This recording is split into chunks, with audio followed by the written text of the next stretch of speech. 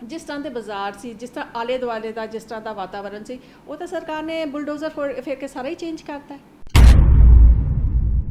84 तो बाद पॉलिसी सी वो भी निहायत निंदनीय हो गया। अब्दाली कल्ले ने ही कोई 5 बार घट्टो घट्ट इस स्थान के उपर हमला किया, क्योंकि जो प्लाजा भी तैयार करने वास्ते उत्थे पुटाई हो रही सी ते थल्लों उत्थे भी कॉन्क्रीट दियां जड़ियां हैगियां, मतलब इट्टां दियां कंधां और इहो ਜਿਹੇ स्ट्रक्चर निकल रहे सी। ਉਹ ਕੋਈ ਖੋਜ ਕਰਕੇ ਇਹੋ ਜਿਹੀ ਡਾਕੂਮੈਂਟੇਸ਼ਨ ਨਹੀਂ ਕਰਦੇ ਤੇ ਉਦੋਂ ਤੱਕ ਇਹ ਸਾਡੇ ਤਾਂ ਅੰਦਾਜ਼ਾ ਹੀ ਆ। ਬਹੁਤ ਅਹਿਮ ਪੱਖ ਜਿਹੜਾ ਉਹ ਇਮਾਰਤਾਂ ਦਾ ਵੀ ਹੈ।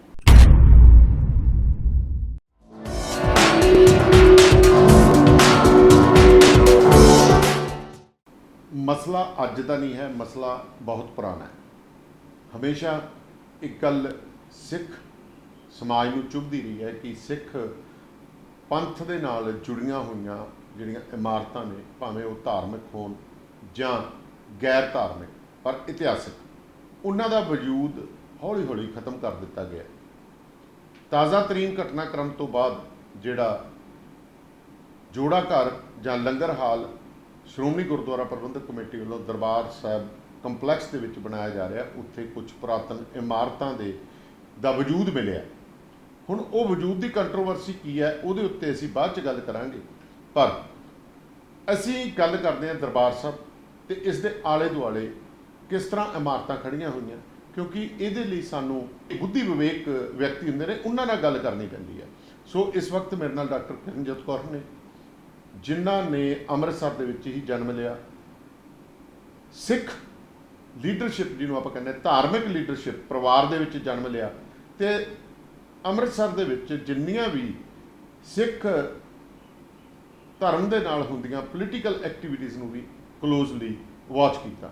भैन जी सत श्री अकाल जी, तुहाडा radio Punjab today they YouTube channel ते फेसबुक पेज ते स्वागत है। सत श्री अकाल जी। बीबा किरणजोत कौर जी, गल करिए तो दरबार साहब की जिहड़ा मौजूदा आपां गल करिए कि जिहड़ा सरोवर दे विच अपने दरबार साहब ने, उहदी आले दुआले दे नाल जेकर गल करिए तो बहुत नीवें रह गए ने। हुण वो इन्ने नीवें आला दुआला उच्चा हो गया। जेकर असीं घंटा घर साइड तो भी अंदर नूं जाइए तो पहले असीं पौड़ियां चढ़दे हैं, फिर पौड़ियां उतरते हैं। हुण जिवें जिवें प्लाजा बनिया, होर बने, ਇਹਦੀ ਡਿਵੈਲਪਮੈਂਟ ਜਿਹੜੀ ਆਲੇ ਦੁਆਲੇ ਹੋਈ ਹੈ, ਇਹਨੂੰ ਤੁਸੀਂ ਕਿਸ ਨਜ਼ਰੀਏ ਨਾਲ ਦੇਖਦੇ ਹੋ? ਕਿਉਂਕਿ ਅੱਜ ਵੀ ਪੁਰਾਣੀਆਂ ਬਿਲਡਿੰਗਸ ਮੈਂ ਆਲੇ ਦੁਆਲੇ ਗਲੀਆਂ 'ਚ ਅੱਜ ਦੇਖ ਕੇ ਆਇਆ, 150 ਸਾਲ ਪੁਰਾਣੀਆਂ ਗਲੀਆਂ ਜਿਹੜੀਆਂ ਬਿਲਡਿੰਗਸ ਹੈਗੀਆਂ, ਪਰ ਇਸ ਤੋਂ ਵੀ ਤਾਂ ਪੁਰਾਣੀਆਂ ਹੋਣਗੀਆਂ। ਤੁਹਾਨੂੰ ਕੀ ਲੱਗਦਾ ਕਿ ਇਹ ਕਿਸ ਤਰ੍ਹਾਂ ਜਿਹੜਾ ਹੋਇਆ? ਕਿਉਂਕਿ ਹਮਲਾ ਵੀ ਹੁੰਦਾ ਰਿਹਾ ਦਰਬਾਰ ਸਾਹਿਬ 'ਤੇ ਵਾਰ-ਵਾਰ, ਉਦੋਂ ਡਿਸਟਰੋਏ ਵੀ ਕੀਤਾ ਗਿਆ ਦਰਬਾਰ ਸਾਹਿਬ ਨੂੰ ਵੀ, ਜਿੱਥੋਂ ਤੱਕ ਪਤਾ ਚੱਲਿਆ ਕਿ ਸਰੋਵਰ ਨੂੰ ਵੀ ਪੂਰ ਦਿੱਤਾ ਗਿਆ ਸੀ। ਗੁਰੂ ਰਾਮਦਾਸ ਜੀ ਨੇ ਜਿਹੜੀ ਚੱਕ ਰਾਮਦਾਸ ਤੇ ਸਿਰਜਿਆ ਸੀ, ਉਹ ਕੀਮਤਨ ਜ਼ਮੀਨ ਲੈ ਕੇ ਔਰ ਫਿਰ ਇੱਥੇ ਇੱਕ ਨਗਰੀ ਵਸਾਉਣ ਵਾਸਤੇ 52 ਕਿੱਤਿਆਂ ਦੇ ਲੋਕਾਂ ਨੂੰ ਸੱਦਾ ਦਿੱਤਾ ਸੀ ਔਰ ਇੱਥੇ ਇੱਕ ਛੋਟੀ ਜਿਹੀ ਟਾਊਨਸ਼ਿਪ ਕਾਇਮ ਕੀਤੀ ਸੀ। ਸਰੋਵਰ ਬਾਰੇ ਜੋ ਕਹਾਣੀ ਸੁਣਨ ਵਿੱਚ ਆਉਂਦੀ ਹੈ, ਜਿਹੜੀ ਬੀਬੀ ਰਜਨੀ ਵਾਲੀ ਸਾਖੀ ਹੈ, ਕਿ ਇੱਥੇ ਪਹਿਲੇ ਇੱਕ ਛੋਟਾ ਜਿਹਾ ਤਲਾਅ ਹੁੰਦਾ ਸੀ, क्योंकि ये सारा एरिया जंगल ही हुंदा सी ते और इत्थे तलाऽ सी, ते हो सकता है कुदरती इहो जिहा इत्थे दा जोग्राफिकल लोकेशन होवे कि पानी सारा इस एरिया दे विच बरसाती पानी आया ते इस एरिया विच इकट्ठा हो गया, ते हो सकता है इहदे अपने ज़मीन दे लैवल दे विच भी पानी होवे। सानू उस बारे बहुती जानकारी नहीं, अंदाज़ा ही लगा सकते हैं जी। पर ये एक इतिहासिक तथ्य है कि गुरु रामदास जी ने इत्थे सरोवर की खुदाई शुरू की और सरोवर तैयार कराया। फिर 5वें पातशाह गुरु अर्जन देव जी ने इत्थे हरमंदर साहब की नींह रखाई और उस तो बाद इत्थे हरमंदर साहब की इमारत जिहड़ी है वो तैयार की गई, पोथी साहब का प्रकाश किया गया, तो जिहड़ा सारी इतिहास की कहानी चलती है। हुण ये अजिहा स्थान है जिहड़ा बार बार हमलियां दा निशाना बने। अब्दाली कल्ले ने ही कोई 5 बार घट्टो घट्ट इस स्थान के उपर हमला किया और अखीरली वार तो जिहड़ा उहदा हमला मेरे ख्याल 1762 या 64, एग्जैक्ट डेट नहीं मैनूं ध्यान दे विच, ਪਰ ਉਸ ਸਮੇਂ ਜਿਹੜਾ ਹਮਲਾ ਹੋਇਆ ਉਸ ਵਕਤ ਅਬਦਾਲੀ ਦੀਆਂ ਫੌਜਾਂ ਨੇ ਦਰਬਾਰ ਸਾਹਿਬ ਸਾਰਾ ਡਿਸਟਰੋਏ ਕਰਤਾ, ਤਹਿਸ ਨਹਿਸ ਕਰਤਾ, ਬਰੂਦ ਨਾਲ ਉਡਾ ਦਿੱਤਾ। ਸਰੋਵਰ ਜਿਹੜਾ ਸੀ ਉਹਦੇ ਵਿੱਚ ਗੰਦ ਸੁੱਟ ਕੇ ਤੇ ਉਹਨੂੰ ਪੂਰ ਦਿੱਤਾ ਜੀ। ਔਰ ਫਿਰ ਇੱਥੋਂ ਅੱਗੇ ਚਲਾ ਗਿਆ। ਅੱਗੇ ਉਹਦੀਆਂ ਫੌਜਾਂ ਸਰਹੰਦ ਪਹੁੰਚ ਗਈਆਂ। ਉਸ ਵੇਲੇ ਜਿਹੜੀਆਂ ਸਿੱਖ ਮਿਸਲਾਂ ਸੀ ਉਹਨਾਂ ਨੇ ਇਕੱਠੇ ਹੋ ਕੇ ਫਿਰ ਇਸ ਪਿੱਛੇ ਸਰਹੰਦ ਉਹਨਾਂ ਦੇ ਅਬਦਾਲੀ ਦੀਆਂ ਫੌਜਾਂ ਦੇ ਗਏ ਔਰ ਉੱਥੋਂ ਉਹਨੂੰ ਜਿਹੜੀ ਉਹਨਾਂ ਦੀ ਫੌਜ ਸੀ ਉਹਨੂੰ ਹਰਾ ਕੇ ਉਹਨਾਂ ਦੇ ਫੌਜੀਆਂ ਨੂੰ ਬੰਦੀ ਬਣਾ ਕੇ ਵਾਪਸ ਦਰਬਾਰ ਸਾਹਿਬ ਲੈ ਕੇ ਆਏ ਕਿ ਜਿਨ੍ਹਾਂ ਹੱਥਾਂ ਦੇ ਨਾਲ ਗੰਦ ਪਾਇਆ ਸੀ ਉਹਨਾਂ ਹੱਥਾਂ ਦੇ ਨਾਲ ਗੰਦ ਚੁੱਕੋ। ਔਰ ਉਸ ਵੇਲੇ ਦਰਬਾਰ ਸਾਹਿਬ ਦਾ ਜਿਹੜਾ ਸਰੋਵਰ ਸੀ ਉਹਦੀ ਸਫਾਈ ਕਰਾਈ ਗਈ, ਦੁਬਾਰਾ ਉਸਾਰੀ ਹੋਈ। ਜੱਸਾ ਸਿੰਘ ਆਹਲੂਵਾਲੀਆ ਦੀ ਦੇਖ ਰੇਖ ਦੇ ਵਿੱਚ ਦੁਬਾਰਾ ਇਹ ਉਸਾਰੀ ਦਾ ਕਾਰਜ ਸ਼ੁਰੂ ਹੋਇਆ ਔਰ ਉਸ ਤੋਂ ਬਾਅਦ ਦਰਬਾਰ ਸਾਹਿਬ ਢਾਇਆ ਨਹੀਂ ਗਿਆ। ਇਹਦੀ ਡਿਵੈਲਪਮੈਂਟ ਹੀ ਹੁੰਦੀ ਗਈ ਕਿਉਂਕਿ ਜੱਸਾ ਸਿੰਘ ਆਹਲੂਵਾਲੀਆ ਤੋਂ ਬਾਅਦ ਮਹਾਰਾਜਾ ਰਣਜੀਤ ਸਿੰਘ ਦਾ ਰਾਜ ਆਇਆ ਤਾਂ ਫਿਰ ਦਰਬਾਰ ਸਾਹਿਬ ਦੇ ਉੱਪਰ ਹੋਰ ਸਜਾਵਟ, ਹੋਰ ਇਹਨੂੰ ਖੂਬਸੂਰਤ ਬਣਾਉਣ ਵਾਸਤੇ ਇਹ ਸਾਰਾ ਕੁਝ ਹੁੰਦਾ ਰਿਹਾ। ਔਰ ਉਸ ਤੋਂ ਪਹਿਲੇ ਜਦੋਂ ਦਰਬਾਰ ਸਾਹਿਬ ਦੀ ਦੁਬਾਰਾ ਉਸਾਰੀ ਸ਼ੁਰੂ ਹੋਈ ਹੈ ਤੇ ਉਸ ਵੇਲੇ ਜਿਹੜੇ ਸਿੱਖ ਸਰਦਾਰ ਸੀ ਉਹਨਾਂ ਨੇ ਦਰਬਾਰ ਸਾਹਿਬ ਦੇ ਆਲੇ ਦੁਆਲੇ ਆਪਣੇ ਜ਼ਮੀਨਾਂ ਲੈ ਕੇ ਵੱਡੇ ਵੱਡੇ ਘਰ ਬਣਾਏ ਸੀ ਜੀ, ਜਿਨ੍ਹਾਂ ਦੇ ਦੋ ਪਰਪਸ ਸੀ। ਇੱਕ ਤਾਂ ਸੀ ਕਿ ਦਰਬਾਰ ਸਾਹਿਬ ਦੀ ਹਿਫਾਜ਼ਤ ਵਾਸਤੇ ਕਿਉਂਕਿ ਆਲੇ ਦੁਆਲੇ ਹੈਗੇ ਸੀ, ਦੂਸਰਾ ਸਿੱਖਾਂ ਦੇ ਵਿੱਚ ਇਹ ਇੱਕ ਸਟੇਟਸ ਸਿੰਬਲ ਵੀ ਬਣ ਗਿਆ ਸੀ ਕਿ ਜਿਹੜਾ ਕਹਿੰਦਾ ਕਹਾਉਂਦਾ ਸਰਦਾਰ ਹੈ ਉਹਦੀ ਦਰਬਾਰ ਸਾਹਿਬ ਦੇ ਨੇੜੇ ਤੇੜੇ ਪ੍ਰਾਪਰਟੀ ਹੋਣੀ ਚਾਹੀਦੀ ਹੈ। ਸੋ ਉਸ ਸਮੇਂ ਦੇ ਵਿੱਚ ਇੱਥੇ ਬਹੁਤ ਕੰਸਟਰਕਸ਼ਨ ਹੋਈ ਔਰ ਅੱਜ ਦੇ ਜਿਹੜੇ ਸਾਨੂੰ ਬਾਜ਼ਾਰਾਂ ਦੇ ਨਾਂ ਪਤਾ ਜਾਂ ਕਿਲੇ ਵੀ ਹੈਗੇ, ਕਟਰਾ ਆਹਲੂਵਾਲੀਆ ਦੇ ਵਿੱਚ ਕਿਲਾ ਹੈਗਾ ਜਾਂ ਇਹ ਜਿੰਨੀ ਸਾਡੀ ਆਰਕੀਟੈਕਚਰਲ ਹੈਰੀਟੇਜ ਹੈ ਉਸ ਤੋਂ ਇਹਦੀ ਸ਼ੁਰੂਆਤ ਹੋਈ। ਤੇ ਇਹਦੇ ਵਿੱਚ ਇੱਕ ਚੀਜ਼ ਇਹ ਵੀ ਦੇਖਣ ਵਾਲੀ ਹੈ ਕਿ ਜਿਹੜੀ ਵੀ ਇਮਾਰਤ ਹੁੰਦੀ ਹੈ ਉਹਦਾ ਆਪਣਾ ਇੱਕ ਲਾਈਫ ਹੁੰਦੀ ਹੈ, ਉਹਦੀ ਆਪਣੀ ਇੱਕ ਵਰਤੋਂ ਹੁੰਦੀ ਹੈ। ਕਈ ਵਾਰ ਹੁੰਦਾ ਹੈ ਕਿ ਇੱਕ ਇਮਾਰਤ ਬਣੀ ਹੈ ਤੇ ਜਿਹੜੇ ਉਹਦੇ ਵਾਰਸ ਹੁੰਦੇ ਨੇ ਇਮਾਰਤ ਦੇ ਉਹ ਕਈ ਵਾਰ ਉਹਨੂੰ ਤੋੜ ਕੇ ਨਵੇਂ ਸਿਰੋਂ ਬਣਾ ਲੈਂਦੇ ਹਨ। ਚੇਂਜਸ ਮਤਲਬ ਹਮੇਸ਼ਾ ਤਬਦੀਲੀ ਆਉਂਦੀ ਰਹਿੰਦੀ ਹੈ। ਸੋ ਦਰਬਾਰ ਸਾਹਿਬ ਦੇ ਆਲੇ ਦੁਆਲੇ ਵੀ ਯਕੀਨਨ ਇਹ ਰਹੀ ਹੋਏਗੀ ਕਿਉਂਕਿ ਸਾਡੇ ਕੋਲ ਇਹੋ ਜਿਹਾ ਕੋਈ ਡਾਕੂਮੈਂਟਡ ਇਤਿਹਾਸ ਮੇਰੀ ਜਾਣਕਾਰੀ ਵਿੱਚ ਨਹੀਂ ਹੈ, ਹੋ ਸਕਦਾ ਹੋਵੇ ਮੇਰੀ ਜਾਣਕਾਰੀ 'ਚ ਨਹੀਂ ਹੈ ਕਿ ਗੁਰੂ ਕਾਲ ਤੋਂ ਲੈ ਕੇ ਅੱਜ ਦੇ ਮੌਜੂਦਾ ਸਮੇਂ ਤੱਕ ਅਸੀਂ ਇੱਕ ਡਾਕੂਮੈਂਟੇਸ਼ਨ ਕੀਤੀ ਹੋਵੇ ਕਿ ਵੀ ਇੱਥੇ ਦੀ ਆਰਕੀਟੈਕਚਰਲ ਹੈਰੀਟੇਜ ਕੀ ਹੈ, ਅਸੀਂ ਕੀ ਇੱਥੇ ਬਣਾਇਆ ਸੀ ਔਰ ਕਿਸ ਤਰ੍ਹਾਂ ਇੱਕ ਚੇਂਜ ਆਈ ਜਾਂ ਕੀ ਤਬਦੀਲੀਆਂ ਆਈਆਂ। ਤੇ ਅਸੀਂ ਤਾਂ ਇਹ ਪਿਛਲੇ 100-150 ਸਾਲ ਦਾ ਜਿਹੜਾ ਇਤਿਹਾਸ ਜੋ ਸਾਡੀ ਮੌਜੂਦਾ ਯਾਦਾਸ਼ਤ ਦਾ ਹਿੱਸਾ ਹੈ, ਜੋ ਅਸੀਂ ਆਪਣੇ ਵੱਡੇ ਵਡੇਰਿਆਂ ਤੋਂ ਸੁਣਿਆ ਜਾਂ ਜੋ ਅਸੀਂ ਆਪ ਦੇਖਿਆ ਸੀ, ਸਾਡਾ ਇਹ ਸ਼ਹਿਰ ਦਾ ਇਤਿਹਾਸ ਦੀ ਜਾਣਕਾਰੀ ਉੱਥੇ ਤੱਕ ਸੀਮਤ ਹੈ। ਇੱਕ ਚੀਜ਼ ਬਿਲਕੁਲ ਤੁਹਾਡੀ ਗੱਲ ਨਾਲ ਮੈਂ ਸਹਿਮਤ ਹਾਂ ਕਿ ਸਾਡੀ ਤਾਂ ਜਾਣਕਾਰੀ, ਇਹ ਕੀ ਕਾਰਨ ਹੋਇਆ ਕਿ ਸਿੱਖ ਇਤਿਹਾਸ ਬੜਾ ਪੁਰਾਣਾ ਹੈ, ਹਰਿਮੰਦਰ ਸਾਹਿਬ ਤੋਂ ਲੈ ਕੇ ਕੰਸਟਰਕਸ਼ਨ ਹੋਈਆਂ, ਕਿਹੜੇ ਘਰ ਸੀਗੇ, ਇਹ ਕਿਤੇ ਨਾ ਕਿਤੇ ਕੀ ਕਮਜ਼ੋਰੀ ਰਹੀ ਸਿੱਖ ਧਰਮ ਦੇ ਵਿੱਚ ਵੀ ਅਸੀਂ ਜਾਂ ਸਿੱਖ ਬੁੱਧੀਜੀਵੀਆਂ ਦੇ ਵਿੱਚ ਵੀ ਅਸੀਂ ਇਤਿਹਾਸ ਨੂੰ ਕੈਰੀ ਫਾਰਵਰਡ ਜਾਂ ਉਹਨੂੰ ਲਿਖਤੀ ਰੂਪ ਜਾਂ ਅਸੀਂ ਜੇ ਬਿਲਡਿੰਗ ਸੀਗੀਆਂ ਉਹ ਸਟਰਕਚਰ ਵੀ ਨਹੀਂ ਖੜੇ ਰੱਖ ਸਕੇ, ਅੱਜ ਉਹ ਰਿਮੇਨਸ ਮਿਲ ਰਹੇ ਨੇ ਉਹਨਾਂ ਦੇ। ਮੈਨੂੰ ਲੱਗਦਾ ਹੈ ਇਹਦੇ ਵਿੱਚ ਸਾਡੀ ਸੋਚ ਇਸ ਤਰ੍ਹਾਂ ਦੀ ਸਿਰਜਣ ਵਿੱਚ ਸਾਡੀ ਜਿਹੜੀ ਸਿੱਖ ਫਿਲਾਸਫੀ ਹੈ ਉਸ ਦਾ ਵੱਡਾ ਰੋਲ ਹੈ ਕਿਉਂਕਿ ਹਰ ਚੀਜ਼ ਦਾ ਨਾਸਵੰਦ ਹੈ। ਮਨੁੱਖ ਆਪਣੇ ਆਪ ਨੂੰ ਬਹੁਤ ਸੁਪਰੀਮ ਸਮਝਦਾ ਹੈ ਪਰ ਮਨੁੱਖ ਵੀ ਤਾਂ ਨਾਸਵੰਦ ਹੈ ਔਰ ਸਭ ਤੋਂ ਉੱਤਮ ਜੂਨ ਜਿਹੜੀ ਹੈਗੀ ਹੈ ਮਨੁੱਖ ਦੀ ਸਮਝੀ ਜਾਂਦੀ ਹੈ। ਤੇ ਫਿਰ ਇਹ ਸਮਝਿਆ ਜਾਂਦਾ ਕਿ ਇਹ ਜਿਹੜੀਆਂ ਬਿਲਡਿੰਗਸ ਹਨ ਇਹਨਾਂ ਦੀ ਕੀ ਮਹੱਤਤਾ ਹੈਗੀ ਹੈ। ਅਗਰ ਅਸੀਂ ਉਸ ਪੁਆਇੰਟ ਆਫ ਵਿਊ ਤੋਂ ਦੇਖੀਏ ਕਿ ਇਹ ਚੀਜ਼ਾਂ ਦੀ ਵਸਤਾ ਦੀ ਵੀ ਬੁਨਿਆਦ ਹੁੰਦੀ ਹੈ ਤੇ ਇਹ ਕੋਈ ਇਹੋ ਜਿਹੀ ਅਹਿਮੀਅਤ ਨਹੀਂ ਹੈ ਜਿਸ ਤਰ੍ਹਾਂ ਕਿ ਇੱਕ ਇਨਸਾਨ ਦੀ ਜਿਹੜੀ ਜ਼ਿੰਦਗੀ ਹੈ ਉਹਦੀ ਵੀ ਅਹਿਮੀਅਤ ਉਨੀ ਕੀ ਹੈ ਜਿੰਨੀ ਕੁ ਦੇਰ ਉਹਦੇ ਸਵਾਸ ਹਨ, ਉਸ ਤੋਂ ਬਾਅਦ ਤਾਂ ਸਭ ਖਤਮ ਹੋ ਜਾਣਾ। ਰੈਲੇਵੈਂਟ ਤਾਂ ਹੁੰਦਾ ਨਾ ਜੀ, ਇਹ ਫਲਾਣੇ ਦਾ ਸੀਗਾ, ਇਹ ਪੁਰਾਣੀਆਂ ਨੇ। ਕਿਉਂਕਿ ਜੇ ਆਪਾਂ ਯੂਰਪ ਦੀ ਗੱਲ ਕਰੀਏ, ਯੂਰਪ ਦੀਆਂ ਕਿੰਨੀਆਂ ਪੁਰਾਣੀਆਂ ਬਿਲਡਿੰਗਸ ਨੇ, ਕ੍ਰਿਸਚਨਸ ਨੇ ਆਪਦੀਆਂ ਬਿਲਡਿੰਗਸ ਬੜੀਆਂ ਪੁਰਾਣੀਆਂ ਰੱਖੀਆਂ ਨੇ। ਜਾਮਾ ਮਸਜਿਦ ਦੇਖੋ ਕਦੋਂ ਦੀ ਪੁਰਾਣੀ ਹੈ, ਉਹ ਸਾਂਭ ਸੰਭਾਲ ਬੜੀ ਹੈ। ਪਰ ਕਿਤੇ ਵੀ ਜੇਕਰ ਕਿਤੇ ਨਾ ਕਿਤੇ ਇੱਕ ਆਪਾਂ ਨੂੰ ਜਾਂ ਤਾਂ ਅਸੀਂ ਆਖੀਏ ਕਿ ਸਾਡੇ ਧਰਮ ਦੇ ਵਿੱਚ ਐਡਵਾਂਸਮੈਂਟ ਦੀ ਜਿਹੜੀ ਇੱਕ ਭਾਵਨਾ ਉਹਨੇ ਸਾਡਾ ਇਤਿਹਾਸ ਜਿਹੜਾ ਸੀਗਾ ਪੁਰਾਣਾ ਉਹਨੂੰ ਖਤਮ ਕਰਦੇ ਨਜ਼ਰ ਆਏ। ਅਸੀਂ ਗੁਰਦੁਆਰਿਆਂ ਦੀ ਰੈਨੋਵੇਸ਼ਨ ਦੇ ਨਾਂ ਦੇ ਉੱਤੇ, ਬਿਊਟੀਫਿਕੇਸ਼ਨ ਦੀ ਨਾਂ ਦੇ ਉੱਤੇ ਓਰੀਜਨਲ ਸਟਰਕਚਰ ਨੂੰ ਖਤਮ ਕਰ ਦਿੱਤਾ ਗਿਆ। ਕਿਸੇ ਵੀ ਸਾਡੇ ਗੁਰੂ ਦਾ ਆਪਣਾ ਘਰ ਨਹੀਂ ਹੈ, ਜਨਮ ਸਥਾਨ ਜਿਹੜਾ ਸੀਗਾ ਉਹਨਾਂ ਨੂੰ ਅਸੀਂ ਗੁਰਦੁਆਰੇ ਬਣਾ ਕੇ ਉਸ ਪਾਸੇ ਨੂੰ ਲੈ ਗਏ। ਦੇਖੋ ਜਦੋਂ ਅਸੀਂ ਦੂਸਰਿਆਂ ਦੇ ਨਾਲ ਕੰਪੇਅਰ ਕਰਾਂਗੇ ਤਾਂ ਸਾਨੂੰ ਇਹ ਵੀ ਸਮਝਣਾ ਪਏਗਾ ਕਿ ਦੂਸਰਿਆਂ ਦਾ ਜਿਹੜਾ ਧਾਰਮਿਕ ਸੋਚ ਹੈ ਉਹ ਉਹਨਾਂ ਦੀ ਜਿਹੜੀ ਪਰੰਪਰਾ ਚੱਲੀ ਆ ਰਹੀ ਹੈ ਕਿਸ ਤਰ੍ਹਾਂ ਦੀ ਹੈ। ਅਗਰ ਅਸੀਂ ਮੈਂ ਕੰਪੇਅਰ ਨਹੀਂ ਕਰਾਂਗੀ, ਮੈਂ ਸਿਰਫ ਆਪਣੀ ਗੱਲ ਕਰਾਂਗੀ ਕਿ ਸਿੱਖਾਂ ਦੇ ਵਿੱਚ ਮਿਸਲਾਂ ਦੇ ਵੇਲੇ ਤੁਹਾਨੂੰ ਪਤਾ ਹੈ ਕਿ ਸਿੱਖ ਹਮੇਸ਼ਾ ਘੋੜਿਆਂ 'ਤੇ ਸਵਾਰ ਰਹੇ ਹੈਗੇ ਨੇ ਔਰ ਉਹਨਾਂ ਦੇ ਸਿਰਾਂ 'ਤੇ ਮੁੱਲ ਹੈਗਾ ਸੀ। ਸਿੱਖ ਇੱਕ ਛੋਟੀ ਜਿਹੀ ਕੌਮ ਹੈ ਜਿਹਦੇ ਕੋਲ ਕਦੀ ਇੰਨਾ ਸਰਮਾਇਆ ਨਹੀਂ ਸੀ ਹੈਗਾ, ਉਹਨਾਂ ਕੋਲ ਕੋਈ ਇਹੋ ਜਿਹੇ ਰਾਜੇ ਮਹਾਰਾਜੇ ਨਹੀਂ ਸੀ ਹੈਗੇ, ਕਿਉਂਕਿ ਹਮੇਸ਼ਾ ਇਹ ਸਟੇਟ ਹੁੰਦੀ ਹੈ ਜਿਹਦੇ ਕੋਲ ਇਹੋ ਜਿਹਾ ਪੈਸਾ ਹੁੰਦਾ ਹੈ। ਅਤੇ ਜਦੋਂ ਸਟੇਟ ਮਹਾਰਾਜਾ ਰਣਜੀਤ ਸਿੰਘ ਦੀ ਬਣੀ ਜੀ, ਉਸ ਵਕਤ ਉਹ ਸਾਰਾ ਕੁਝ ਹੋਇਆ ਜੋ ਦੂਸਰੇ ਧਰਮਾਂ ਦੇ ਵਿੱਚ ਅਸੀਂ ਦੇਖਦੇ ਹਾਂ ਕਿ ਜਦੋਂ ਰਾਜੇ ਹੈਗੇ ਸੀ, ਜਦੋਂ ਉਹਨਾਂ ਕੋਲ ਪੈਸਾ ਆਉਂਦਾ ਹੈਗਾ, ਪਾਵਰ ਆਉਂਦੀ ਹੈਗੀ ਹੈ, ਅਤੇ ਕਿਸ ਤਰ੍ਹਾਂ ਇਮਾਰਤਾਂ ਦੇ ਉੱਪਰ, ਕਿਸ ਤਰ੍ਹਾਂ ਆਰਟ ਦੇ ਉੱਪਰ ਖਰਚਾ ਕੀਤਾ ਜਾਂਦਾ ਹੈਗਾ, ਉਹ ਸਾਨੂੰ ਫਿਰ ਮਹਾਰਾਜਾ ਰਣਜੀਤ ਸਿੰਘ ਦੇ ਟਾਈਮ ਤੋਂ ਦਿਸਣਾ ਸ਼ੁਰੂ ਹੁੰਦਾ ਹੈ। ਪਰ ਅਸੀਂ ਉਸ ਤੋਂ ਪਹਿਲੇ ਦਾ ਇਤਿਹਾਸ ਦੇਖੀਏ ਤਾਂ ਸਿੱਖਾਂ ਦੇ ਆਪਣੇ ਘਰ ਵੀ ਨਹੀਂ ਸੀ। ਉਹ ਵੀ ਸਮਾਂ ਸੀ ਜਦੋਂ ਸਿੱਖਾਂ ਨੂੰ ਸਾਰਾ ਕੁਝ ਛੱਡ ਕੇ ਤੇ ਬੁੱਢਾ ਜੌੜ ਜਾ ਕੇ ਰਾਜਸਥਾਨ ਬੀਕਾਨੇਰ ਜਿਹੜੀ ਸਲਤਨਤ ਹੈ ਰਿਆਸਤ ਹੈਗੀ ਸੀ ਉਹਦੇ ਵਿੱਚ ਜਾ ਕੇ ਸ਼ਰਨ ਲੈਣੀ ਪਈ, ਕਿਉਂਕਿ ਜਾਨ ਦੀ ਹਿਫਾਜ਼ਤ ਨਹੀਂ ਸੀ ਇੱਥੇ ਹੈਗੀ। ਸੋ ਸਾਡਾ ਇਤਿਹਾਸ ਇਹੋ ਜਿਹਾ ਰਿਹਾ ਹੈਗਾ ਜਿਹਦੇ ਵਿੱਚ ਕਿ ਅਸੀਂ ਤਾਂ ਆਪਣੀ ਜਾਨ ਬਚਾਉਂਦੇ ਰਹੇ ਹਾਂ, ਅਸੀਂ ਤਾਂ ਆਪਣੀ ਸਿੱਖੀ ਬਚਾਉਂਦੇ ਰਹੇ ਹਾਂ। ਇਮਾਰਤਾਂ ਤਾਂ ਸਾਡੇ ਵਾਸਤੇ ਅਹਿਮ ਸੀ ਹੀ ਨਹੀਂ। ਪਰ ਜਦੋਂ ਸਮਾਂ ਆਇਆ, ਜਦੋਂ ਇਮਾਰਤਾਂ ਬਣੀਆਂ, ਤਿਆਰ ਹੋਈਆਂ, ਅਤੇ ਉਸ ਵਕਤ ਜਿੱਥੇ ਜਿੱਥੇ ਇਤਿਹਾਸਿਕ ਸਥਾਨ ਸੀ, ਜਿੱਥੇ ਜਿੱਥੇ ਸਿੱਖਾਂ ਦਾ ਵਸ ਚੱਲਿਆ, ਉੱਥੇ ਫਿਰ ਹੌਲੀ ਹੌਲੀ ਉਹ ਸਥਾਨ ਜਿਹੜੇ ਈਅਰਮਾਰਕ ਹੋਏ ਔਰ ਉੱਥੇ ਇਮਾਰਤਾਂ ਬਣੀਆਂ, ਕੁਝ ਗੁਰਦੁਆਰੇ ਬਣੇ।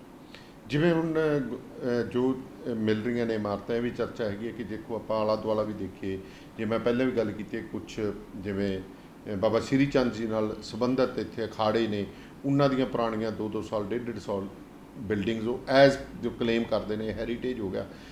ਸਾਡੀਆਂ ਜਿਹੜੀਆਂ ਬਿਲਡਿੰਗਸ ਹੈਗੀਆਂ ਉਹਨਾਂ ਨੂੰ ਵੀ ਜਿਵੇਂ ਤੁਸੀਂ ਆਖਿਆ ਕਿ ਨਹੀਂ ਆਪਾਂ ਨਹੀਂ ਸੰਭਾਲ ਸਕੇ, ਪਰ ਹੁਣ ਜਿਹੜੇ ਰਿਮੇਨਸ ਮਿਲ ਰਹੇ ਨੇ, ਅਸੀਂ ਰਿਮੇਨਸ ਦੇ ਉੱਤੇ ਵੀ ਵਰਕ ਨਹੀਂ ਕੀਤਾ ਵੀ ਇਹ ਹੈ ਕੀ ਅਸਲੀਅਤ, ਇਹ ਕੀ, ਇਹਨਾਂ ਦੀ ਇੰਪੋਰਟੈਂਸ ਕੀ ਸੀ ਗੁਰੂ ਹਰਿਮੰਦਰ ਸਾਹਿਬ ਦੇ ਆਲੇ ਦੁਆਲੇ, ਕਿਉਂਕਿ ਆਲਾ ਦੁਆਲਾ ਤਾਂ ਬਹੁਤ ਉੱਚਾ ਹੋ ਚੁੱਕਿਆ। ਜੇਕਰ ਜਿਹੜੇ ਹਰਿਮੰਦਰ ਸਾਹਿਬ ਦਾ ਅੰਦਰੋਂ ਦੇਖੀਏ, ਇਮਾਰਤ ਨੂੰ, ਹਰਿਮੰਦਰ ਸਾਹਿਬ ਨੂੰ, ਦਰਬਾਰ ਸਾਹਿਬ ਨੂੰ ਦੇਖੀਏ ਤਾਂ ਕਿੰਨਾ ਹੀ ਨੀਵਾਂ ਹੋ ਚੁੱਕਿਆ, ਸਰੋਵਰ ਆਲੇ ਦੁਆਲੇ ਨੂੰ ਕਿੰਨਾ ਹੀ ਨੀਵਾਂ ਹੋ ਚੁੱਕਿਆ। ਇਹ ਵੀ ਇੱਕ ਆਪਣੇ ਆਪ ਦੇ ਵਿੱਚ ਵਿਸ਼ਾ ਜੀ। ਜੀ ਬਿਲਕੁਲ, ਜਿਸ ਤਰ੍ਹਾਂ ਮੈਂ ਗੱਲ ਪਹਿਲੇ ਕੀਤੀ ਕਿ ਸਾਨੂੰ ਇਤਿਹਾਸਿਕ ਕੋਈ ਐਵੀਡੈਂਸ ਸਾਡੇ ਕੋਲ ਨਹੀਂ ਹੈਗਾ ਜਿਹਦੇ ਤੋਂ ਅਸੀਂ ਇਹ ਤੈਅ ਕਰ ਸਕੀਏ ਕਿ ਜਦੋਂ ਚੱਕ ਰਾਮਦਾਸ ਪੁਰਾ ਸੀ ਅਤੇ ਉਸ ਵਕਤ ਸਰੋਵਰ ਦਾ ਔਰ ਜਿਹੜੇ ਇਹਦੇ ਆਸ-ਪਾਸ ਇੱਕ ਟਾਊਨਸ਼ਿਪ ਵਸਾਈ ਗਈ ਸੀ ਉਹਦੇ ਲੈਵਲ ਦਾ ਕਿੰਨਾ ਕੁ ਫਰਕ ਹੈ। ਆਮ ਅਸੀਂ ਦੇਖਦੇ ਹਾਂ ਕਿ ਜਦੋਂ ਕੋਈ ਵੀ ਸਰੋਵਰ ਜਾਂ ਕੋਈ ਵਾਟਰ ਬਾਡੀ ਹੁੰਦੀ ਹੈ, ਆਮ ਤੌਰ 'ਤੇ ਆਲੇ ਦੁਆਲੇ ਦੇ ਏਰੀਏ ਦੇ ਨਾਲੋਂ ਉਹ ਥੋੜ੍ਹੀ ਨੀਵੀਂ ਹੁੰਦੀ ਹੈ, 2 ਫੁੱਟ ਲਾ ਲਓ, 3 ਫੁੱਟ ਲਾ ਲਓ, ਇੰਨੀ ਕੀ ਹੁੰਦੀ ਹੈ। ਪਰ ਜਿਉਂ-ਜਿਉਂ ਅਸੀਂ ਹੁਣ ਜਦੋਂ 400 ਸਾਲ ਤੋਂ ਵੱਧ ਪੁਰਾਣੀ ਜਦੋਂ ਗੱਲ ਕਰ ਰਹੇ ਹਾਂ, ਹੁਣ 400 ਸਾਲਾਂ ਦੇ ਵਿੱਚ ਉਹ ਕੀ ਚੇਂਜਸ ਆਈਆਂ ਉਹ ਤਾਂ ਨਹੀਂ ਦਿਸਦੀਆਂ, ਪਰ ਪਿਛਲੇ ਇਹ ਕੁਝ ਸਾਲਾਂ ਦੇ ਵਿੱਚ ਦਿਸਦਾ ਪਿਆ ਕਿ ਜਿਹੜਾ ਲੈਵਲ ਅਸੀਂ ਦੇਖ ਰਹੇ ਸੀ ਦਰਬਾਰ ਸਾਹਿਬ ਦੇ ਆਲੇ ਦੁਆਲੇ ਦਾ, ਉਹ ਹੁਣ ਉਹ ਵੀ ਲੈਵਲ ਜਿਹੜੀ ਇਹ ਨਵੀਂ ਕੰਸਟਰਕਸ਼ਨ ਜਿਹੜੀ ਅਕਾਲੀ ਸਰਕਾਰ ਵੇਲੇ ਹੋਈ ਹੈ, ਜਿਹੜਾ ਕਿ ਦਰਬਾਰ ਸਾਹਿਬ ਦੇ ਆਲੇ ਦੁਆਲੇ ਪਲਾਜ਼ਾ ਬਣੇ ਅਤੇ ਬਿਊਟੀਫਿਕੇਸ਼ਨ ਪਲਾਨ ਹੋਇਆ, ਉਹਦੇ ਵਿੱਚ ਹੀ ਲੈਵਲ ਚੁੱਕਿਆ ਗਿਆ ਹੈਗਾ।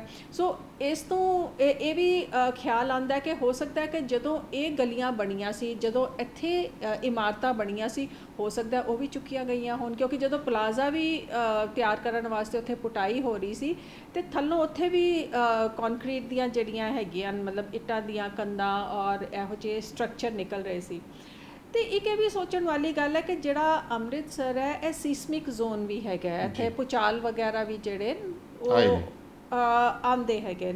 ਸਾਨੂੰ ਇਹ ਵੀ ਨਹੀਂ ਪਤਾ ਕਿ ਪਿਛਲੇ ਸਮਿਆਂ ਦੇ ਵਿੱਚ ਹੋ ਸਕਦਾ ਕੋਈ ਇਹੋ ਜਿਹੀ ਕੁਦਰਤੀ ਆਫਤ ਆਈ ਹੋਏ ਜਿਹਦੇ ਨਾਲ ਕਿ ਉਸ ਵੇਲੇ ਦੀਆਂ ਇਮਾਰਤਾਂ ਉਹ ਝੱਲ ਨਾ ਸਕੀਆਂ ਹੋਣ, ਢਹਿ ਢੇਰੀ ਹੋ ਗਿਆ।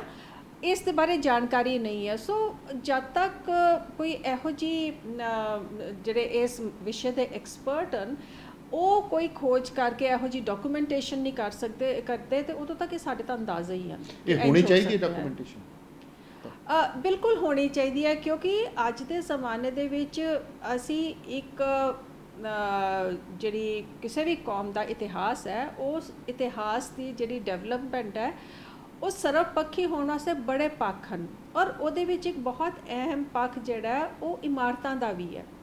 ਕਿਉਂਕਿ ਤੁਸੀਂ ਦੇਖੋਗੇ ਪਿਛਲੇ 50 ਸਾਲ ਦੇ ਵਿੱਚ ਹੀ ਤੁਸੀਂ ਦੇਖ ਲਓ ਕਿ ਜਿਸ ਤਰੀਕੇ ਦੀਆਂ ਇਮਾਰਤਾਂ ਸੀ, ਜਿਸ ਤਰ੍ਹਾਂ ਮੈਂ ਆਪਣੇ ਨਾਨੇ ਦਾ ਘਰ ਦੇਖ ਨਾਨੀ ਦਾ ਘਰ ਦੇਖਿਆ ਸੀ, ਜਿਸ ਕਿਸਮ ਦੀ ਉਹ ਘਰ ਹੈਗਾ ਸੀ, ਉਸ ਤੋਂ ਬਾਅਦ ਜਿਹੜਾ ਮੇਰੇ ਮਾਪਿਓ ਦਾ ਘਰ ਸੀ ਉਹਦੇ ਕੰਸਟਰਕਸ਼ਨ ਸਟਾਈਲ ਵਿੱਚ ਫਰਕ ਸੀ, ਉਹਦੀ ਆਰਕੀਟੈਕਚਰ ਵਿੱਚ ਫਰਕ ਸੀ, ਉਹਦੇ ਵਿੱਚ ਜਿਹੜਾ ਮੈਂ ਅਗਲੀ ਜਨਰੇਸ਼ਨ ਨੇ ਜਿਹੜਾ ਬਣਾਇਆ ਉਹ ਫਰਕ ਹੈ। ਔਰ ਅੱਜ ਕੱਲ੍ਹ ਤੁਸੀਂ ਦੇਖੋ ਪਿਛਲੇ 10-15 ਸਾਲਾਂ 'ਚੋਂ ਬਿਲਡਿੰਗ ਸਟਾਈਲ ਦਾ ਬਣਾਉਣ ਦਾ ਢੰਗ, ਮਟੀਰੀਅਲ, ਹਰ ਚੀਜ਼ ਬਦਲ ਗਈ ਹੈ। ਸੋ ਮੈਨੂੰ ਲੱਗਦਾ ਹੈ ਕਿ ਮਨੁੱਖ ਦੀ ਜਿਹੜੀ ਡਿਵੈਲਪਮੈਂਟ ਹੁੰਦੀ ਹੈ, ਜਿਹੜੀਆਂ ਚੇਂਜਸ ਆਉਂਦੀਆਂ ਉਹਦੇ ਵਿੱਚ ਉਹਦੇ ਪਾਣ ਲਾਣ ਦਾ ਢੰਗ, ਉਹਦੇ ਸੋਸ਼ਲ ਸਟਰਕਚਰ, ਉਹਦੇ ਜਿਹੜੀਆਂ ਸਮਾਜਿਕ ਕਦਰਾਂ ਕੀਮਤਾਂ ਹੁੰਦੀਆਂ, ਉਹਦੀ ਸੋਚ ਹੈ, ਉਹਦਾ ਆਲਾ ਦੁਆਲਾ, ਹਰ ਚੀਜ਼ ਜਿਹੜੀ ਹੈ ਬਦਲਦੀ ਰਹਿੰਦੀ ਹੈਗੀ ਹੈ। ਸੋ ਇਹ ਜਿਹੜੀਆਂ ਚੇਂਜਸ ਹਨ, ਅਗਰ ਅਸੀਂ ਇਹਨੂੰ ਚੇਂਜਸ ਨੂੰ ਡਾਕੂਮੈਂਟ ਕਰਦੇ ਹਾਂ ਤਾਂ ਸਾਡਾ ਇਹ ਇਤਿਹਾਸ ਦੀ ਇੱਕ ਮੁਕੰਮਲ ਜੀ ਕਹਾਣੀ ਬਣਦੀ ਹੈ। ਸੋ ਜਿਹੜੀਆਂ ਮੌਜੂਦਾ ਇਮਾਰਤਾਂ ਤਾਂ ਜਿਵੇਂ ਹੁਣ ਲੇਟੈਸਟ ਇਥੋਂ ਨਿਕਲੀਆਂ ਨੇ, ਇਹ ਵੀ ਫਿਰ ਇਹਦਾ ਮਤਲਬ ਇਹਨਾਂ ਦੇ ਉੱਤੇ ਰਿਸਰਚ ਹੋਣੀ ਚਾਹੀਦੀ ਹੈ। ਦੇਖੋ ਇਹ ਜਿਹੜੀ ਇਸ ਵੇਲੇ ਜਿਸ ਜਗ੍ਹਾ ਦੀ ਗੱਲ ਹੋ ਰਹੀ ਹੈ, ਜਿਹੜੇ ਪੁਰਾਣੇ ਸ਼ਹਿਰ 'ਚ ਰਹਿਣ ਵਾਲੇ ਨੇ, ਉਹ ਜਿਨ੍ਹਾਂ ਨੇ ਇਹ ਜਗ੍ਹਾਵਾਂ ਦੇਖੀਆਂ ਹੋਈਆਂ, ਮਤਲਬ ਬਲੂ ਸਟਾਰ ਆਪਰੇਸ਼ਨ ਤੋਂ ਪਹਿਲੇ ਜਿਹੜੇ ਇਹਨਾਂ ਏਰੀਆਜ਼ ਵਿੱਚ ਰਹਿੰਦੇ ਨੇ, ਉਹਨਾਂ ਦੇ ਦੱਸਣ ਅਨੁਸਾਰ ਇਹ ਹੁੰਦਾ ਸੀ ਬੁੰਗਾ ਗਿਆਨੀਆਂ ਕਿਹਾ ਜਾਂਦਾ ਸੀ ਇਸ ਇਮਾਰਤ ਨੂੰ। ਔਰ ਇਹਦੇ ਜਿਹੜੇ ਮਾਲਕ ਹਨ ਉਹਨਾਂ ਨੇ ਜਦੋਂ ਆਪਰੇਸ਼ਨ ਬਲੂ ਸਟਾਰ ਤੋਂ ਬਾਅਦ ਸਰਕਾਰ ਨੇ ਦਰਬਾਰ ਸਾਹਿਬ ਦੇ ਆਲੇ ਦੁਆਲੇ ਬਾਜ਼ਾਰ ਖਾਲੀ ਕੀਤੇ ਸੀ, ਇਹਨਾਂ ਨੇ ਬਹੁਤ ਇਮਾਰਤਾਂ ਖਰੀਦੀਆਂ ਸੀ, ਘਰ, ਲੋਕਾਂ ਦੇ ਕਮਰਸ਼ੀਅਲ ਪ੍ਰਾਪਰਟੀਜ਼, ਸਾਰਾ ਕੁਝ। ਤੇ ਉਹਦੇ ਵਿੱਚ ਇਸ ਜਗ੍ਹਾ ਦੇ ਜਿਹੜੇ ਮਾਲਕ ਸੀ ਉਹਨਾਂ ਨੇ ਵੀ ਆਪਣੀ ਕੰਪਨਸੇਸ਼ਨ ਲੈ ਕੇ ਇਹ ਜਗ੍ਹਾ ਸਰਕਾਰ ਨੂੰ ਵੇਚ ਦਿੱਤੀ ਸੀ ਜੀ, ਔਰ ਉਹ ਆਪ ਇੱਥੋਂ ਚਲੇ ਗਏ ਸੀ। ਹੁਣ ਸਰਕਾਰ ਦੀ ਦੇਖੋ ਉਸ ਵੇਲੇ ਜਿਹੜੀ 84 ਤੋਂ ਬਾਅਦ ਪਾਲਿਸੀ ਸੀ ਉਹ ਵੀ ਨਿਹਾਇਤ ਨਿੰਦਣਯੋਗ ਹੈ ਕਿ ਇਸ ਜਗ੍ਹਾ ਦਾ ਸਮੁੱਚਾ ਜਿਹੜਾ ਵਾਤਾਵਰਨ ਸੀ ਉਹ ਬਦਲ ਗਿਆ। ਕਿਉਂਕਿ ਜਿਨ੍ਹਾਂ ਨੇ ਪੁਰਾਣਾ ਦਰਬਾਰ ਸਾਹਿਬ ਦੇਖਿਆ ਹੋਇਆ, ਅਕਾਲ ਤਖਤ ਸਾਹਿਬ ਦੇ ਨਾਲ ਉੱਪਰ ਪੌੜੀਆਂ ਜਾਂਦੀਆਂ ਸੀ, ਪੌੜੀਆਂ ਤੋਂ ਸਿੱਧਾ ਤੁਸੀਂ ਬਾਜ਼ਾਰ ਮਨਿਆਰਾ 'ਚ ਆ ਜਾਂਦੇ ਸੀ, ਉਹਦਾ ਇੱਕ ਆਪਣਾ ਕੈਰੈਕਟਰ ਸੀ। ਔਰ ਉਹਨਾਂ ਗਲੀਆਂ ਬਾਜ਼ਾਰਾਂ ਦੇ ਵਿੱਚ ਵੀ ਇਤਿਹਾਸਿਕ ਸਥਾਨ ਹੈਗੇ ਸੀ ਛੋਟੇ ਛੋਟੇ, ਜਿਸ ਤਰ੍ਹਾਂ ਗੁਰਦੁਆਰਾ ਥੜਾ ਸਾਹਿਬ, ਜਿੱਥੇ ਗੁਰੂ ਤੇਗ ਬਹਾਦਰ ਜੀ ਦੀ ਸਾਖੀ ਆਉਂਦੀ ਹੈ ਕਿ ਉਹ ਆਏ ਅਤੇ ਦਰਬਾਰ ਸਾਹਿਬ ਉਹਨਾਂ ਨੂੰ ਪੁਜਾਰੀਆਂ ਨੇ ਨਹੀਂ ਵੜਨ ਦਿੱਤਾ, ਉਹ ਥੜਾ ਸਾਹਿਬ ਬਾਜ਼ਾਰ ਦੇ ਵਿੱਚ ਹੁੰਦਾ ਸੀ, ਦਰਬਾਰ ਸਾਹਿਬ ਕੰਪਲੈਕਸ ਤੋਂ ਬਾਹਰ ਹੁੰਦਾ ਸੀ। ਅੱਜ ਉਹ ਜਿਹੜਾ ਗੁਰਦੁਆਰਾ ਹੈ ਉਹ ਦਰਬਾਰ ਸਾਹਿਬ ਕੰਪਲੈਕਸ ਦਾ ਹਿੱਸਾ ਬਣ ਗਿਆ ਜੀ, ਜਿਹੜੇ ਕਿ ਸਾਡੀ ਓਰੀਜਨਲ ਭਾਵੇਂ ਲੋਕੇਸ਼ਨ ਉਹੀ ਹੋਵੇ, ਪਰ ਗੱਲ ਹੈ ਕਿ ਜਿਹੜੇ ਆਲੇ ਦੁਆਲੇ ਬਾਜ਼ਾਰ ਸੀ ਉਹਦਾ ਵਾਤਾਵਰਨ ਫਰਕ ਸੀ, ਉਹ ਦਰਬਾਰ ਸਾਹਿਬ ਤੋਂ ਬਾਹਰ ਸੀ ਬਸ। ਤੇ ਹੁਣ ਸਾਖੀ ਤਾਂ ਉਹੀ ਹੈ, ਪਰ ਉਹ ਜਿਹੜਾ ਗੁਰਦੁਆਰਾ ਹੈ ਉਹ ਅੰਦਰ ਆ ਗਿਆ। ਹੁਣ ਅਕਾਲ ਤਖਤ ਸਾਹਿਬ ਦੇ ਪਿੱਛੇ ਜਿਸ ਤਰ੍ਹਾਂ ਦੇ ਬਾਜ਼ਾਰ ਸੀ, ਜਿਸ ਤਰ੍ਹਾਂ ਆਲੇ ਦੁਆਲੇ ਦਾ ਜਿਸ ਤਰ੍ਹਾਂ ਦਾ ਵਾਤਾਵਰਨ ਸੀ, ਉਹ ਤਾਂ ਸਰਕਾਰ ਨੇ ਬੁਲਡੋਜ਼ਰ ਫੇਰ ਕੇ ਸਾਰਾ ਹੀ ਚੇਂਜ ਕਰਤਾ। ਆਸੇ ਪਾਸੇ ਜਿਹੜਾ ਗ੍ਰੀਨਿੰਗ ਕੀਤੀ ਹੈ, ਪਾਰਕ ਬਣਾਇਆ, ਜੋ ਕੁਝ ਬਣਾਇਆ, ਉੱਥੇ ਇਮਾਰਤਾਂ ਹੀ ਸੀ ਨਾ ਜੀ ਜੀ। ਤੇ ਅੱਜ ਜੇ ਅਸੀਂ ਉਹਨਾਂ ਦੇ ਆਲੇ ਦੁਆਲੇ ਉੱਥੇ ਖੁਦਾਈ ਕਰਾਂਗੇ ਉਹਦੇ ਜ਼ਰੂਰ ਉਹਦੇ ਵਿੱਚੋਂ ਕੁਝ ਨਿਕਲੇਗਾ। ਪਰ ਮੈਂ ਇਹ ਸਮਝਦੀ ਹਾਂ ਕਿ ਜਿਸ ਤਰ੍ਹਾਂ ਹੁਣ ਇਹ ਕਮਰਿਆਂ ਦੀ ਸ਼ੇਪ ਵਿੱਚ ਜਾਂ ਸੁਰੰਗ ਦੀ ਸ਼ੇਪ ਵਿੱਚ ਜੋ ਵੀ ਨਿਕਲਦਾ ਹੈ, ਅਗਰ ਤਾਂ ਇਹਦੀ ਕੋਈ ਹਿਸਟੋਰੀਕਲ ਇੰਪੋਰਟੈਂਸ ਲੱਗਦੀ ਹੈ ਜੀ ਤੇ ਇਹਨੂੰ ਜ਼ਰੂਰ ਸੰਭਾਲਣਾ ਚਾਹੀਦਾ। ਹਾਂਜੀ, ਮੈਂ ਇੱਕ ਮਿਸਾਲ ਦਿੰਦੀ ਹਾਂ, ਜਿਸ ਤਰ੍ਹਾਂ ਆਸਟਰੀਆ ਦੇ ਵਿੱਚ ਮੈਨੂੰ ਮੌਕਾ ਮਿਲਿਆ, ਇੱਕ ਸ਼ਹਿਰ ਵਿਆਨਾ ਹੈਗਾ, ਵਿਆਨਾ ਦੇ ਵਿੱਚ ਅਜਿਹੇ ਏਰੀਆਜ਼ ਹਨ ਜਿਨ੍ਹਾਂ ਦੀ ਕੰਧ ਕਹਿੰਦੇ ਨੇ ਉਹਨਾਂ ਦੀ 400 ਸਾਲ ਤੋਂ ਵੱਧ ਪੁਰਾਣੀ ਹੈ ਜੀ। ਉਹ ਇਹ ਨਹੀਂ ਕਿ ਉਹਦੇ ਉੱਪਰ ਬਿਲਡਿੰਗਸ ਪੁਰਾਣੀਆਂ, ਉਹ ਨੀਹਾਂ ਪੁਰਾਣੀਆਂ ਜੀ, 400 ਸਾਲ ਪੁਰਾਣੀਆਂ ਨੀਹਾਂ, ਉਹਨਾਂ ਦੇ ਉੱਪਰ ਕੰਸਟਰਕਸ਼ਨਸ ਨਵੀਆਂ ਹੋ ਗਈਆਂ, ਪਰ ਉਹਨਾਂ ਨੇ ਉਹ ਨੀਹਾਂ ਜਿਹੜੀਆਂ ਨਾ ਬੇਸਮੈਂਟ ਵਿੱਚ ਜਾਣ ਦਾ ਔਰ ਉਹ ਦੇਖਣ ਦਾ ਅੱਜ ਵੀ ਉਹਨਾਂ ਨੇ ਰੱਖਿਆ ਹੋਇਆ ਕਿ ਇਹ ਦੇਖੋ ਕਿ ਅਸਲ ਸ਼ਹਿਰ ਜਿਹੜਾ ਸਾਡਾ 400 ਸਾਲ ਪਹਿਲੇ ਸੀ ਉਹ ਇੱਥੇ ਇਹ ਆਦੀ ਬਾਉਂਡਰੀ ਹੈ। ਔਰ ਉੱਪਰ ਉਹ ਬਿਲਕੁਲ ਚੇਂਜ ਹੋ ਕੇ ਉਹਦਾ ਵਰਤੋਂ ਵਿੱਚ ਜਿਹੜੀ ਹੈ ਬਹੁਤ ਤਬਦੀਲੀ ਆ ਗਿਆ। ਜਿਸ ਤਰ੍ਹਾਂ ਮਾਡਰਨ ਸਮੇਂ ਦੀ ਜ਼ਰੂਰਤ ਹੈ ਉਹਦੇ ਅਨੁਸਾਰ ਉਹਦੀ ਵਰਤੋਂ ਹੋ ਰਹੀ ਹੈ। ਸੋ ਸੇਮ ਇੱਥੇ ਹੋਣਾ ਚਾਹੀਦਾ। ਸੋ ਹਾਂ, ਉੱਥੋਂ ਮਤਲਬ ਦੇਖ ਕੇ ਆਈਡੀਆ ਆਉਂਦਾ ਹੈਗਾ ਕਿ ਅਗਰ ਇੱਥੇ ਇਹੋ ਜਿਹੀਆਂ ਪੁਰਾਣੀਆਂ ਇਮਾਰਤਾਂ ਸੀ ਤੇ ਉਹ ਸ਼ੇਪ ਰੱਖ ਕੇ ਉਹਨੂੰ ਰੀਯੂਜ਼ ਕੀਤਾ ਜਾ ਸਕਦਾ ਹੈਗਾ ਜੀ, ਉਹਦੀ ਵਰਤੋਂ ਨਵੇਂ ਸਿਰਿਓਂ ਕਰ ਲਓ। ਪਰਪਸ ਤਾਂ ਸਿਰਫ ਬਿਲਡਿੰਗ ਦਾ ਇਹ ਹੈਗਾ ਕਿ ਇਹ ਪੁਰਾਣੀ ਬਿਲਡਿੰਗ ਇਸ ਸ਼ੇਪ ਦੀ ਹੁੰਦੀ ਸੀ। ਅਗਰ ਤੁਸੀਂ ਦਰਵਾਜ਼ੇ ਦੀ ਸ਼ੇਪ ਦੀ ਡਾਟ ਵਗੈਰਾ ਦੇਖੋਗੇ, ਅੱਜ ਕੱਲ੍ਹ ਤਾਂ ਉਹ ਆਊਟ ਆਫ ਫੈਸ਼ਨ ਹੈ। ਫੈਸ਼ਨ ਤਾਂ ਛੱਡੋ, ਅੱਜ ਕੱਲ੍ਹ ਤੁਹਾਨੂੰ ਕਾਰੀਗਰ ਨਹੀਂ ਮਿਲਣਗੇ ਉਹ ਚੀਜ਼ ਜੋ ਤੁਹਾਨੂੰ ਬਣਾ ਕੇ ਦੇ ਸਕਣ। ਸੋ ਇਹ ਜਿਹੜੀ ਇਹ ਉਸ ਵੇਲੇ ਦੀ ਇਮਾਰਤ ਸਾਜ਼ੀ ਦੀ ਜਿਹੜੀ ਆਰਟ ਹੈਗੀ ਸੀ ਇਹ ਉਹਦਾ ਇੱਕ ਨਮੂਨਾ ਹੈ। ਜੀ ਸੋ ਜੀ ਰੀਯੂਜ਼ ਹੋ ਸਕਦਾ ਹੈ ਜੀ। ਸੋ ਭੈਣ ਜੀ ਨੇ ਬੜੇ ਵਿਸਥਾਰ ਦੇ ਨਾਲ ਬੀਬਾ ਕਿਰਨਜੋਤ ਕੌਰ ਨੇ ਦੱਸਿਆ ਕਿ ਇਸ ਦੇ ਉੱਤੇ ਰਿਸਰਚ ਹੋਣੀ ਚਾਹੀਦੀ ਹੈ, ਰੀਯੂਜ਼ ਹੋ ਸਕਦੀਆਂ ਨੇ, ਰੈਫਰੈਂਸਿਸ ਦਿੱਤੇ ਨੇ। ਹੁਣ SGPC ਇਹਦੇ ਉੱਤੇ ਕੀ ਕਰਦੀ ਹੈ ਇਹ ਆਉਣ ਵਾਲਾ ਸਮਾਂ ਦੱਸੇਗਾ। ਇਹ ਗੱਲਬਾਤ ਤੁਹਾਨੂੰ ਕਿਸ ਤਰ੍ਹਾਂ ਲੱਗੀ ਤੁਸੀਂ ਹੇਠਾਂ ਕਮੈਂਟ ਕਰ ਸਕਦੇ ਹੋ, ਸਾਨੂੰ ਲਾਈਕ ਤੇ ਸ਼ੇਅਰ ਵੀ ਕਰ ਸਕਦੇ ਹੋ। ਧੰਨਵਾਦ, ਮਿਹਰਬਾਨੀ।